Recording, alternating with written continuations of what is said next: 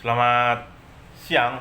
Selamat siang. Hari ini kita melanjutkan ibadah bagian firman Tuhan yang kita terima dari Tuhan, terambil dari 2 Timotius pasal 4 ayat 1 sampai 22. Ayat natsnya adalah ayat 6 dan 7. Mari kita membaca ayat 6 dan 7 bersama-sama. 1, 2, 3. Mengenai diriku, darahku sudah mulai dicurahkan sebagai persembahan, dan saat kematianku sudah dekat. Aku telah mengakhiri pertandingan yang baik. Aku telah mencapai garis akhir, dan aku telah memelihara iman. Mari kita berdoa. Tuhan, terima kasih atas kasih karunia keselamatan di dalam Tuhan Yesus Kristus yang mengubah sejarah hidup kami dari kematian yang kekal kepada hidup yang kekal. Di dalam keadaan yang itu, Tuhan memberikan arah melalui firman Tuhan, melalui perkataan dari Rasul Paulus. Tuhan, tolonglah kami biar juga menuruti kehendak Tuhan dan mengakhiri garis akhir di dalam pertandingan iman yang baik bagi kami. Bimbinglah kami di dalam Roh Kudus supaya kami dengar firman Tuhan. Tuhan memakai saya, nyatakanlah melalui pertolongan Roh Kudus. Kami berdoa dalam nama Tuhan Yesus Kristus. Amin. Judulnya adalah Aku telah mengakhiri pertandingan yang baik.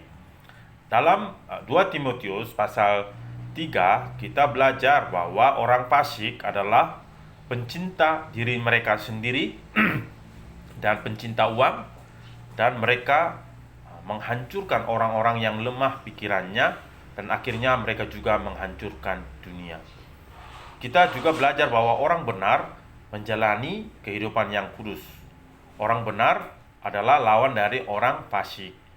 Orang benar itu orang-orang yang bukan untuk hidup bagi diri mereka sendiri, tapi orang yang melakukan misi yang diberikan oleh Tuhan. Orang benar percaya bahwa firman Allah adalah firman yang hidup dan pemberi hidup. Ketika kita membaca pasal 4, Paulus sangat serius tentang iman mereka kepada Yesus Kristus. Paulus mulai mengajar Timotius dengan ungkapan aku berpesan dengan sungguh-sungguh kepadamu. Berarti ini adalah surat wasiat yang sangat penting bagi kita juga. Dalam bagian ini kita dapat belajar apa tugas utama umat Tuhan dan bagaimana kesaksian pribadi Rasul Paulus yang berusaha menjalani kehidupan yang benar. Semoga kesaksian ini memberikan dan memberkati kita untuk memiliki sikap yang benar sebagai umat Tuhan melalui bagian firman hari ini. Sudut pandangan yang pertama adalah memberitakan firman, ayat 1 sampai 5. Pertama, pengetahuan dasar tentang Yesus Kristus. Ketika Paulus ingin mengajar Timotius tentang tugas terutama sebagai hamba Tuhan, Paulus tidak berbicara sebagai atasan atau senior yang berbicara kepada bawahan. Paulus berbicara kepada Timotius di hadirat Tuhan. Dia berbicara sebagai sesama umat Tuhan, sesama manusia yang dibenarkan. Bahkan dia berbicara seperti kepada anaknya, seperti kepada anaknya di dalam Yesus Kristus. Sikap Paulus kepada rekan sekerja yang levelnya lebih rendah sangat rendah hati karena kesadarannya akan Allah. Allah adalah Allah dan manusia adalah objek kasih Allah. Singkatnya, Paulus berbicara seolah-olah sedang mengucapkan firman Allah, bukan perkataannya sendiri, kepada salah seorang rekan sekerja. Di sini dalam ayat 1, Paulus memperkenalkan siapa Yesus itu. Lihat ayat 1. Di hadapan Allah dan Kristus Yesus yang akan menghakimi orang yang hidup dan yang mati, aku berpesan dengan sungguh-sungguh kepadamu demi pernyataannya dan demi kerajaannya. Dalam ayat ini kita belajar dua fakta yang penting tentang Yesus Kristus ini siapa. Di dunia ini banyak orang bilang Yesus Kristus itu hanya manusia atau sebagainya. Tetapi menurut firman Tuhan, pertama-tama Yesus adalah hakim. Pada waktu itu, orang-orang duniawi mengingat kematian Yesus di kayu salib sebagai kejahatan. Tetapi bagi Paulus, Yesus adalah anak Allah dan dia adalah Mesias yang dijanjikan. Sementara di bumi, Yesus pertama-tama Yesus adalah hakim. Pada waktu itu, orang-orang dunia mengingat kematian Yesus di kayu salib itu karena dia berbuat kejahatan. Tetapi bagi Paulus, Yesus adalah anak Allah dan dia adalah Mesias yang dijanjikan. Karena ia menebus dosa manusia, maka dia mengalami segala macam penderitaan dan penyaliban itu. Jadi dia bukan disalibkan karena dosanya, tapi karena dosa manusia. Sementara waktu ia ada di bumi, Yesus menyembuhkan orang sakit dan memberitakan kabar baik kerajaan Allah. Tetapi orang jahat tanpa syarat tidak menyukai Yesus, karena Yesus adalah anak Allah dan mereka adalah anak-anak iblis. Mereka membunuh Yesus karena iri hati, karena orang-orang banyak mengikuti Yesus dengan jumlah yang besar. Tetapi melalui kematiannya, Yesus memberi kita keselamatan kekal dan kerajaan Allah sebagai warisan bagi kita. Yang kedua, Yesus datang kembali dengan para malaikatnya dan dalam kemuliaan untuk menghakimi orang yang hidup dan yang mati. Tuhan Allah tidak meninggalkan Yesus di dalam kubur setelah kematiannya. Tuhan membangkitkan dia pada hari yang ketiga dari kematiannya dan menjadikannya hakim atas semua manusia, baik orang hidup maupun orang mati. Di hadapan Allah dan Yesus Kristus, Paulus menyatakan bahwa Yesus akan datang kembali sebagai hakim. Yang kedua, memberitakan firman, ayat 2. Lihatlah ayat 2. Beritakanlah firman, siap sedialah baik atau tidak baik waktunya, nyatakanlah apa yang salah, tegurlah dan nasihatilah dengan segala kesabaran dan pengajaran. Bagaimana kita bisa memberitakan firman? Pertama-tama, kita harus memberitakan firman tanpa musim. Apa artinya bahwa kita harus memberitakan firman tanpa musim? Itu berarti kita tidak harus mempersiapkan pelajaran Alkitab sesuai dengan waktu. Itu berarti bahwa kita harus siap sedia untuk memberitakan firman, baik atau tidak baik waktunya. Yang kedua, ketika kita memberitakan firman, kita harus mempersiapkan sendiri kondisi rohani kita untuk siap mengajar firman kepada orang lain. Di tempat yang ketiga, kita ketika akan memberitakan firman, kita juga harus sebelumnya memiliki firman di dalam hati kita daripada hal-hal duniawi.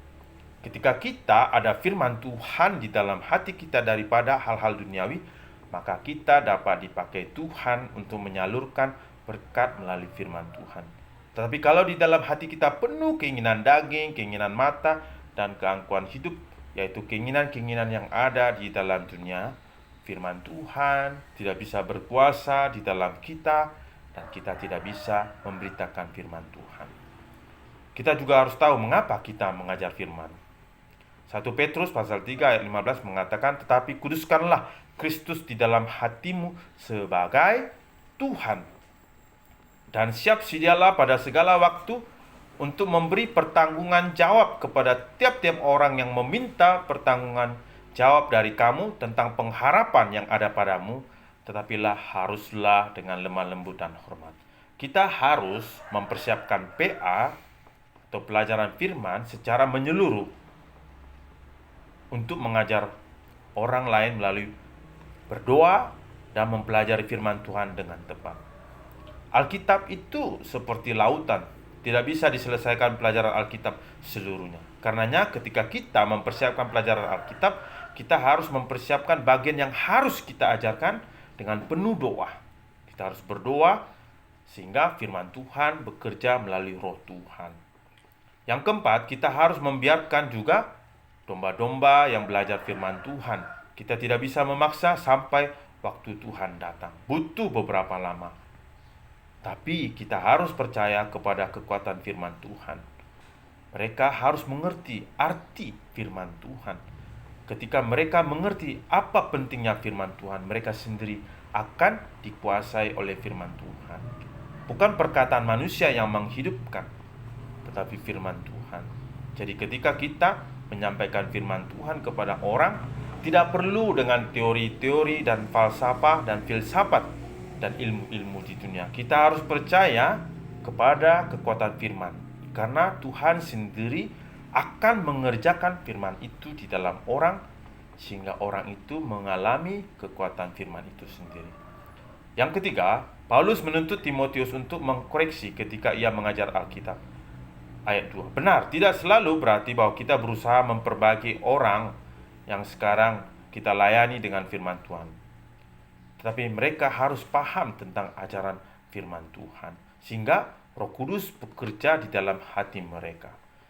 Kita harus percaya kepada kekuatan Roh Tuhan yang akan mengubahkan, bukan perkataan manusia, tetapi perkataan Tuhan.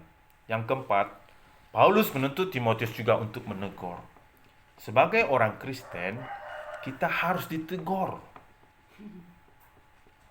Harus ditegur supaya kita kembali kepada Tuhan. Teguran itu tidak menyinggung perasaan. Teguran rohani berarti mempengaruhi di dalam kita supaya perkataan Tuhan berkuasa dalam kita dan menuntun kita kepada kebenaran. Amsal 19 ayat 18 mengatakan, hajarlah anakmu selama ada harapan, tetapi jangan engkau menginginkan kematiannya. Kenapa Bapa menghajar kalian? Bukan artinya untuk membuat kalian mati, tetapi supaya kalian sadar dan mengerti kebenaran. Seorang ayah yang mencambuk dan menegur anaknya untuk membesarkannya sebagai orang yang jujur lebih baik daripada orang yang memberinya $1 juta ketika dia dewasa. Ini kata orang Amerika. Tetapi banyak hal yang tidak pernah belajar. Orang-orang macam ini kita harus menegur dengan sepenuh hati melalui firman Tuhan, supaya tidak dikuasai oleh emosi manusia. Kita harus menegur orang melalui kebenaran firman Tuhan. Supaya apa? Teguran kita bukan untuk menjadi manusia yang baik secara manusia, tapi biar dia menjadi umat Tuhan. Karena yang diselamatkan bukan orang yang baik secara manusia. Orang agama lain banyak yang baik, tapi mereka tidak menuruti firman Tuhan. Mereka tidak diselamatkan karena mereka tidak percaya kepada Tuhan. Tetapi banyak negara dan masa sekarang juga sangat sulit untuk melakukan teguran. Nanti dianggap melawan hak azazi manusia. Di Amerika juga seperti itu. Teguran hampir tidak mungkin di negara itu. Ada seorang menteri menegur seorang wanita yang berzina untuk menghentikan hidupnya yang tak senonoh supaya kembali kepada kebenaran dan kekudusan. Tetapi kemudian menteri itu dituntut. Gereja menyatakan bangkrut, akhirnya tutup pintunya karena orang-orang tidak boleh beribadah di sana. Tetapi Alkitab berkata, tegurlah. Yohanes Pembaptis, dia menegur orang karena dia tidak menjauhi kehidupan yang rohani kawanan domba-domba Tuhan. Jadi kita harus menegur. Misalnya ada teman kita, tetapi bukan untuk menegur supaya membuat orang itu terluka dan kita menjadi sombong. Tapi kita harus menegur dia di dalam firman Tuhan. Tapi kalau kita tidak ada firman Tuhan, bagaimana kita bisa menegur? Jadi harus ada firman Tuhan. Yang kelima, kuasailah dirimu. Ayat 3-5. Untuk mengkhotbahkan firman Tuhan, kita terlebih dulu harus menguasai kehidupan kita di dalam segala situasi. Misalnya kita sendiri berbuat dosa, bagaimana kita bisa menjadi saluran firman Tuhan? Ketika kita hidup senantiasa di dalam dunia, menghabiskan waktu untuk diri sendiri, bagaimana firman Tuhan berkuasa di dalam kita? Bagaimana kita bisa dikuasai oleh Tuhan, sedangkan kita sendiri masih menguasai diri kita sendiri? Contoh, bangun paginya terlambat, abang Sin, si Cin, bangun pagi sampai jam 6:30. Apakah bisa Tuhan tinggal di dalam orang seperti itu? Tidak mungkin. Kita harus menguasai kehidupan kita di dalam segala situasi. Walaupun kita menyimpulkan bagian firman ini sangat sulit untuk mengetahui artinya kuasai dirimu, tapi menurut aliran kita memperinci bagian firman Tuhan ini, kuasai dirimu berarti waspada di dalam segala keadaan, karena hari-hari jahat. Kita tidak bisa percaya kepada diri kita sendiri kalau kita tidak ada penguasaan diri terhadap dunia ini. Kita sendiri akan dimakan. Kita tidak sadar, kita sudah masuk ke dalam perangkap setan. Yang kedua, aku telah memelihara iman, ayat 6-22. Pertama, Paulus ingin dia dicurahkan seperti persembahan minuman. Persembahan minuman ini memiliki latar belakang di dalam Bilangan, kitab Bilangan. Ini melambangkan tetes darah terakhir. Paulus sekarang dia ada di dalam penjara. Dia di penjara karena dia memberitakan firman. Sebenarnya sangat merasa tidak beruntung. Dia sekarang memberitakan firman untuk kebenaran, bukan berbuat dosa. Tapi malah kehidupannya dianggap pembuat dosa dan harus mati. Tapi memang harus demikian. Tapi bagaimana dia bisa menyadari hal itu? Bahwa dia sudah harus mati untuk jalan kebenaran itu. Ketika dia ada firman Tuhan, melalui kitab Bilangan dia juga belajar bahwa dia sudah menjadi demikian karena Tuhan sudah memilih dia untuk menderita bagi umat Tuhan, orang-orang non-Yahudi. Paulus tidak memiliki apapun untuk diberikan kepada Tuhan, tapi dia dengan sukacita berbicara bahwa dia sudah diteteskan darahnya untuk Tuhan. Paulus punya sesuatu, persembahan minuman kepada Tuhan, yaitu tetesan darahnya yang terakhir.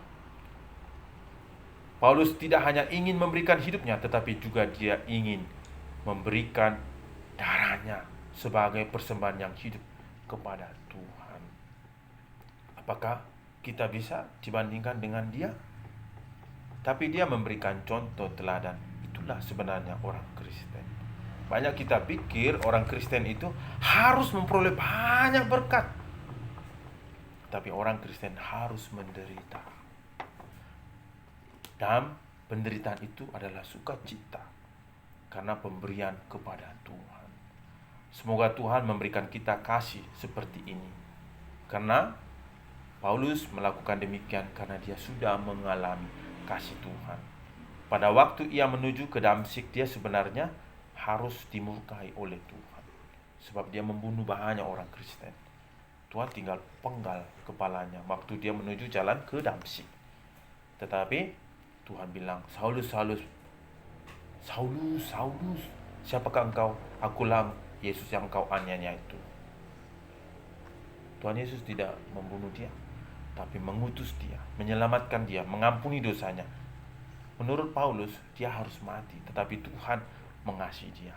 Dia tidak pernah mencari nama Tuhan, tapi Tuhan mencari dia. Karena itu dia bilang, dia mau menjadi tetesan darah, karena dia sangat bersyukur atas pengorbanan Tuhan yang menyelamatkan dia. Yang kedua, iman Paulus kepada Yesus Kristus, ayat 6. Dalam bagian ini, Paulus memberikan khotbah dadakan yang merupakan kesaksiannya yang hebat. Di sini ia memuji Yesus dengan cara yang puitis. Lihatlah ayat 6. Mari kita baca ayat 6-8 bersama-sama. 1, 2, 3. Mengenai diriku, darahku sudah mulai dicurahkan sebagai persembahan, dan saat kematianku sudah dekat. Aku telah mengakhiri pertandingan yang baik. Aku telah mencapai garis akhir, dan aku telah memelihara iman. Sekarang telah tersedia bagiku mahkota kebenaran yang akan dikaruniakan kepadaku oleh Tuhan, Hakim yang adil pada harinya. Tetapi bukan hanya kepadaku, melainkan juga kepada semua orang yang merindukan kedatangannya. Biasanya, ketika orang merasakan kematian mereka diliputi perasaan yang sedih. Opung waktu mau meninggal sedih sekali. Opung tidak pernah pikirkan Opung sendiri, tapi Opung sedihnya akan meninggalkan kita. Opungnya khawatir kita akan seperti apa, sedih. Dan dia sedih akan tidak ada lagi di dalam dunia ini. Mereka juga Orang yang mati itu juga menjadi lumpuh oleh karena ketakutan oleh kematian. Orang yang mau mati sangat takut. Orang-orang di dunia menganggap kematian adalah hal yang paling tragis. Kalau bilang kematian sudah titik, sudah selesai. Tidak ada lagi hidup yang lain. Koma, tidak ada koma. Sudah selesai. Kematian memimpin semua manusia. Tidak ada tanpa terkecuali. Baik raja, bangsawan, orang kaya, orang miskin. Mereka mati. Tetapi kepergian Paulus atau kematian Paulus bukanlah suatu kepergian yang bersifat duniawi. Dia bisa berpikir demikian karena dia mengenal siapa jati dirinya sebagai umat Tuhan. Kenapa orang begitu sedih mati dan takut? Karena mereka tidak mengerti arti kematiannya sebagai anak Tuhan. Kalau orang Amerika meninggal, itu mereka bilang coming home, pulang ke rumah. Sehingga banyak orang bilang kalau pesta acara kematian tidak boleh nyanyi sedih, harus menyanyi sukacita. Karena apa? Kembali kepada Bapa, tidak menderita lagi di dalam dunia ini. Sehingga orang mati, acara kematian harus lebih sukacita. Karena seperti ini, Paulus kematiannya adalah kematian yang sukacita. Ini adalah kematian surgawi. Dia mencari dan melihat ke depan untuk melihat Yesus, dan mau melihat Yesus secara langsung dan berhadapan muka dengan dia. Itulah pengharapan dia. Sehingga kematiannya bukan kematian yang sedih. Padahal dia sekarang ada di penjara. Penjaranya sempit, dia tidak bisa bergerak, dan akhirnya dia akan mati, dihukum. Tetapi dia menantikan saat kematiannya supaya dia dapat mengenakan rupa Yesus Kristus. Kenapa? Kalau belum mati, tidak bisa mengenakan rupa Yesus Kristus yang bangkit. Orang yang mati bisa mengenakan rupa Yesus Kristus yang bangkit. Kepergian Paulus bukanlah keberangkatan ke tempat yang dia tidak kenal. Dia mati sudah tahu dia akan kemana. Karena itu dia merindukan tempat itu. Dia akan bertemu dengan Allah Bapa. Kepergiannya adalah saat pemulihan kemuliaan. Kepergiannya adalah kemuliaan Allah, kehormatan Allah, dan kekuasaan kerajaan Allah. Untuk memiliki iman akan kematian Yesus karena dosa-dosa manusia dan kebangkitannya, untuk memberi kita kerajaannya, itu sangat penting. Kalau kita tidak punya iman akan kematian Yesus Kristus dan kebangkitannya, kita pun tidak akan berharap akan kematian seperti demikian. Dan akibatnya kematian kita menjadi kematian yang menyedihkan. Kita harus memegang iman akan kematian dan kebangkitan Yesus ini di dalam hati kita. Sehingga hidup kita dituntun walaupun sekarang susah, walaupun sekarang menderita, tapi karena pengharapan akan kematian dan kebangkitan Yesus ada di dalam kita, kita akan menempuh jalan ke sana. Walaupun kita sudah mati sekarang, kita akan dipermuliakan oleh Tuhan. Semoga Tuhan menolong kita untuk memiliki iman bahwa ada keselamatan yang kekal dan kerajaan Allah di dalam Tuhan Yesus. Amin. Yang ketiga, kesaksian Paulus ayat 7 dan 8. Dalam kesaksiannya, Paulus mengungkapkan kehidupan imannya dalam 4 cara yang berbeda. Tetapi apa yang dia katakan memiliki satu poin, bahwa dia telah menjadi prajurit yang baik dari Kristus Yesus. Dia adalah prajurit Yesus Kristus. Dia orang yang taat kepada komandannya, yaitu Tuhan. Pertama, Paulus berkata, aku telah mengakhiri pertandingan yang baik. Lihat ayat 7. Aku telah mengakhiri pertandingan yang baik, aku telah mencapai garis akhir, dan aku telah memelihara iman. Bagi orang-orang duniawi, menipu dan ditipu itu peperangan. Ya, supaya tidak ditipu harus berjaga-jaga. Supaya jangan ditipu, kita harus berjaga-jaga. Supaya jangan dipalak, kita harus berjaga-jaga. Itu saja kehidupan peperangan orang-orang dunia.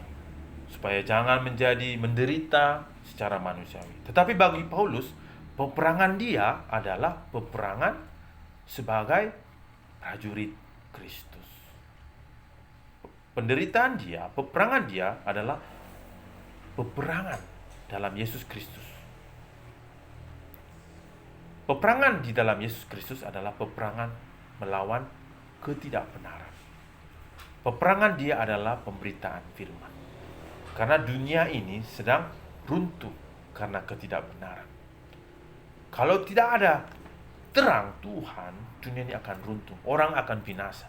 Sehingga dia berperang. Peperangan itu berarti melawan setan. Kita ingatkan kemarin kita baca Efesus pasal 6 bahwa musuh-musuh kita bukan darah dan daging, tetapi penguasa-penguasa yang berada di dalam kerajaan angkasa, yaitu setan. Oleh karena itu, anak-anak Tuhan, kita harus tahu peperangan kita. Musuh kita siapa? Peperangan kita adalah berjuang melawan darah dan daging. Bukan melawan darah dan daging, tapi melawan penguasa ketidakbenaran yang sekarang sedang berkuasa di dalam dunia ini. Di dalam setiap orang, teman-teman kita, di dalam bangsa Indonesia, di dalam dunia. Itu semua dipegang oleh setan. Kita harus berperang untuk memberitakan kebenaran. Kita berharap bahwa ketika kita menjadi orang Kristen, kita berpikir kita akan menjadi lebih berbahagia, senang. Tapi itu bertentangan dengan keinginan kita ketika mulai ada penganiayaan. Karena kegelapan sebenarnya tidak menyukai terang. Perjuangan Paulus melawan kegelapan bersama dengan Yesus bukan kadang-kadang, hari ini setia kepada Tuhan, besoknya enggak, tapi setiap saat.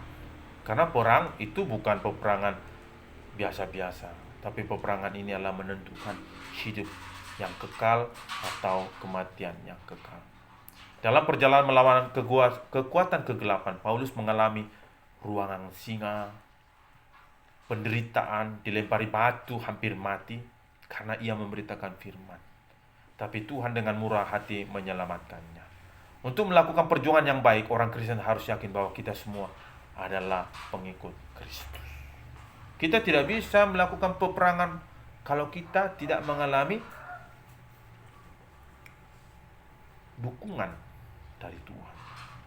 Ada cerita, dan ini benar, anjing, dia selalu menggonggong. Tapi kalau dia keluar dari rumahnya, dia takut. Tapi kalau ada tuh dengan tuannya, dia begitu berani.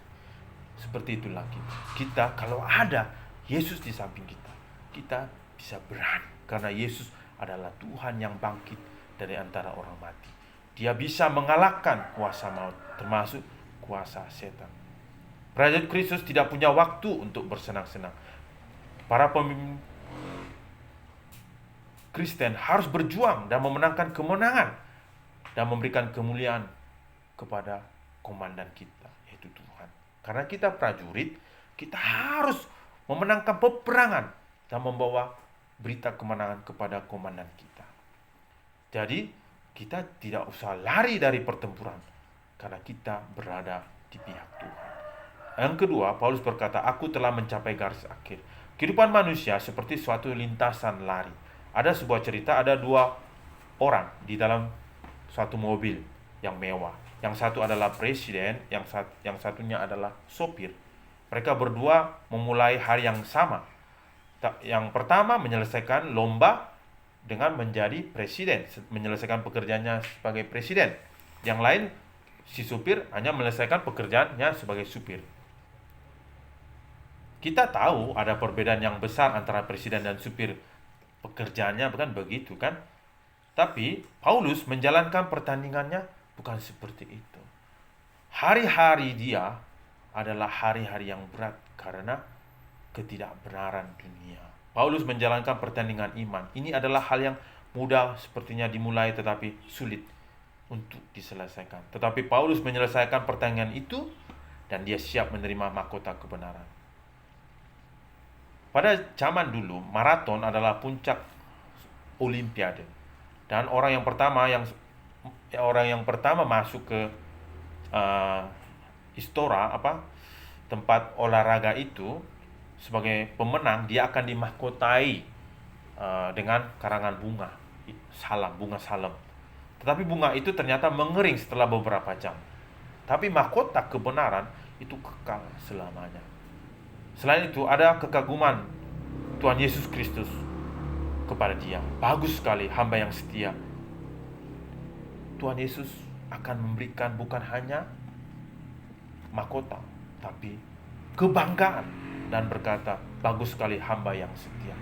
Ketika kita berperang sampai mencapai garis akhir, Tuhan akan memberikan mahkota dan juga memberikan tempat yang terbaik bagi kita. Semoga Tuhan menolong kita menjalankan pertandingan iman juga di dalam kehidupan kita. Setiap hari kita harus melakukan pertandingan iman untuk hidup di dalam kebenaran Tuhan. Yang ketiga, Paulus berkata, saya telah memelihara iman. Pada waktu itu, para sarjana, ahli-ahli suka menggoda orang-orang supaya mengikuti ilmu-ilmu yang terbaru. Akibatnya banyak yang berbalik dari iman berdasarkan firman Tuhan. Tidak ada memang yang disebutkan bahwa Paulus memiliki seorang istri. Tidak ada orang di dalam Alkitab juga katakan bahwa Paulus tidak punya istri. Jadi banyak orang bilang kalau tidak punya istri sepi. Akhirnya tergoda untuk berbuat dosa. Tapi Paulus tidak. Dia tidak kesepian walaupun dia tua. Paulus tetap memiliki iman. Dia percaya bahwa Allah memberikan keselamatan yang kekal dan kerajaan Allah sebagai warisan bagi dia. Kalau kita pengharapannya penuh akan kerajaan Allah, kita merasa di dalam dunia ini tidak ada apa-apanya. Kenapa orang masih merindukan dunia? Karena mereka belum menerima hal yang kekal. Mereka belum tahu dengan pasti tentang mahkota kemuliaan kerajaan surga yang diberikan kepada orang yang takut akan Tuhan. Melalui kematian dan kebangkitan anak Allah, yaitu Tuhan Yesus Kristus, itu memberikan suatu pengharapan yang besar melebihi seluruh dunia. Ada suatu perumpamaan, kita pernah dengar tentang seorang yang menyewa sebuah tanah. Dia menyewa tanah itu. Pas waktu dia menggali tanah, ternyata dia menemukan harta warisan yang terpendam, yang mahal harganya. Kemudian dia menutup harta itu, kemudian dia pergi mencari uang untuk membeli tanah itu walaupun seberapapun mahal. Yang punya juga mungkin pikir untuk apa, tapi dia mencari seberapapun mahal untuk beli. Karena apa? Dia sudah tahu harga harta yang ada di dalam tanah itu. Begitu juga orang Kristen. Kalau mengerti harta terbentang yang besar itu, yaitu harta yang tersimpan di surga, pasti akan membelinya. Membeli ini bisa disebut dengan berjuang, mempertahankan iman, hidup dalam kebenaran. Karena apa? Akan memperoleh upah yang besar. Itu adalah harta terbentang. Itu apa? Injil. Jadi kalau kita terbuka kepada arti Injil, kita akan tidak menghabiskan waktu kita di dalam dunia dengan hal-hal yang sepele. Kita akan berjuang sampai memperoleh harta yang dijanjikan itu. Di tempat yang keempat ada mahkota kebenaran. Lihat ayat 8. Sekarang telah tersedia bagiku mahkota kebenaran yang akan dikaruniakan kepadaku oleh Tuhan, Hakim yang adil pada harinya. Tetapi bukan hanya kepadaku, melainkan juga kepada semua orang yang merindukannya. Mahkota ini, hidup yang kekal ini, bukan diberikan kepada Paulus doang, tapi kepada semua orang. Tetapi siapa orang yang siapa? Yang merindukan kedatangannya. Apakah kalian rindu kedatangan Tuhan? Atau merasa Tuhan jangan dulu datang deh, saya belum pernah menikah, saya belum pernah menjadi bapak, belum punya anak, atau aduh jangan deh Tuhan, saya belum punya mobil. Tetapi orang yang merindukan kedatangan Tuhan setiap hari, orang itu akan diberikan mahkota kehidupan. Artinya apa? Hidupnya sejalan sampai memperoleh kemuliaan dari Tuhan. Biasanya orang berkata, saya tidak butuh imbalan. Kalau misalnya orang membantu, nggak apa-apa, gratis kok, gratis. Tetapi tentang hidup, kita harus berharap akan imbalan, yaitu hidup yang kekal. Ini bukan orang Islam bilang apa? Upah orang Islam biasa bilang apa? Memperoleh, kalau kamu melakukan baik, kamu akan memperoleh ini. Pahala. Nah, itu pahala. Tapi kita butuh pahala rohani. Memang upah duniawi itu hanya seperti upah yang ya bisa menjadi kenangan saja. Tapi upah di dalam surga adalah upah yang kekal. Ketika Paulus memelihara iman, ia menerima mahkota kebenaran dari Allah. Ibrani pasal 11 ayat 6 mengatakan, tetapi tanpa iman tidak mungkin orang berkenan kepada Allah. Sebab barang siapa berpaling kepada Allah, ia harus percaya bahwa Allah ada dan bahwa Allah memberi upah kepada orang yang bersungguh-sungguh mencari Dia. Tuhan akan memberikan upah kepada kita, dan kita bisa berharap akan upah itu, yaitu hidup yang kekal di surga. Mereka yang percaya kepada Yesus harus percaya bahwa Tuhan memberi kita hadiah dengan mahkota kebenaran. Karena itu kita harus melakukan peperangan di dalam dunia ini. Kita harus hidup sebagai prajurit. Kita tidak usah menyayangkan kehidupan kita yang ada di dalam dunia ini, karena Tuhan memberikan upah yang lebih besar di surga.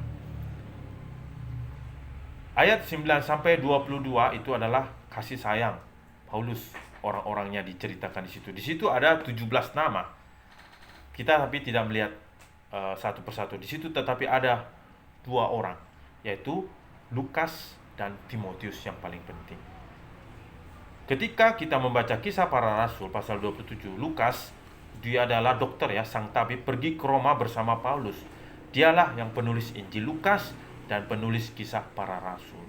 Ketika kita membaca Alkitab, kita belajar bahwa pengaruh sebagai orang yang melayani memang sangat besar.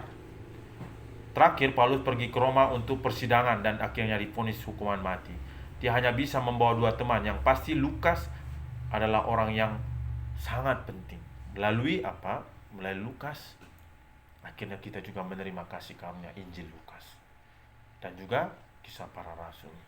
Ketika kita berpadanan dengan orang yang benar-benar hidup di dalam Tuhan, kita juga terpengaruh untuk hidup dalam kebenaran Tuhan, dan melalui kita sejarah dunia, sejarah keselamatan juga jalan. Tapi kalau kita misalnya hanya berjalan di samping penjahat, kita hanya menjadi saluran kejahatan.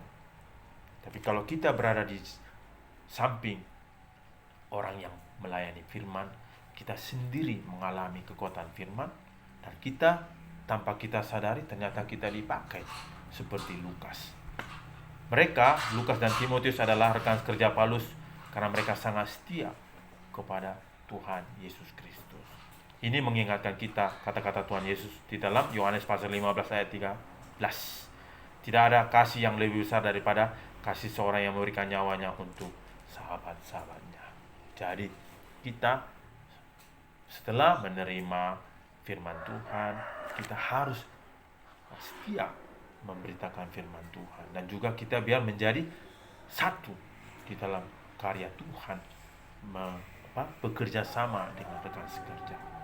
Jadi di dalam perikop ini kita mengalami kasih karunia Tuhan bahwa para hamba Tuhan atau orang Kristen harus hidup dalam kebenaran. Dan hidup dalam kebenaran itu bukan levelnya hanya ikut sekolah minggu atau pergi ke gereja. Orang Kristen harus hidup seperti Paulus. Paulus hidup seperti itu karena ia hidup seperti Tuhan Yesus. Tuhan Yesus bilang, siapa orang yang mau mengikut aku, ia harus menyangkal dirinya, memikul salibnya, dan mengikut aku. Orang Kristen harus melakukan peperangan, pertandingan iman. Bukan hanya pertandingan imannya di tengah-tengah berhenti, tapi pertandingannya sampai akhir. Karena setelah akhir, kita akan memperoleh mahkota kehidupan. Semoga Tuhan membantu kita biar mengakhiri pertandingan yang baik di dalam Yesus Kristus. Amin. Mari kita membaca ayat Nats, ayat 6 dan 7 bersama-sama. 1, 2, 3. Mengenai diriku, darahku sudah mulai dicurahkan sebagai persembahan dan saat kematianku sudah dekat. Aku telah mengakhiri pertandingan yang baik. Aku telah mencapai garis akhir dan aku telah memelihara iman. Mari kita berdoa. Ya Tuhan, terima kasih atas pemberitaan firman yang Tuhan kerjakan kepada kami. Kami menjadi mengerti apa pengharapan di dalam dunia ini. Pengharapannya adalah mahkota kehidupan yang Tuhan janjikan kepada kami. Untuk itu kami biar memperolehnya di dalam dunia ini, biar kami mempunyai iman, sehingga kami dapat mengakhiri pertandingan yang baik ini dan kami mencapai garis akhir. Tuhan, tolonglah di dalam kehidupan kami biar nyata kebenaran, sehingga kami mengikuti kebenaran setiap hari melalui firman Tuhan. Kemudian bagaimana firman ini biar hidup senantiasa di dalam kami harus mengajar firman Tuhan, supaya aliran-aliran berkat firman Tuhan mengalir kepada orang, dan banyak orang juga diselamatkan. Pakailah kami ya Tuhan, supaya kami ini memberitakan firman, baik ataupun tidak baik waktunya. Terima kasih, kami mengucap syukur. Di dalam nama Tuhan Yesus Kristus kami berdoa. Amin.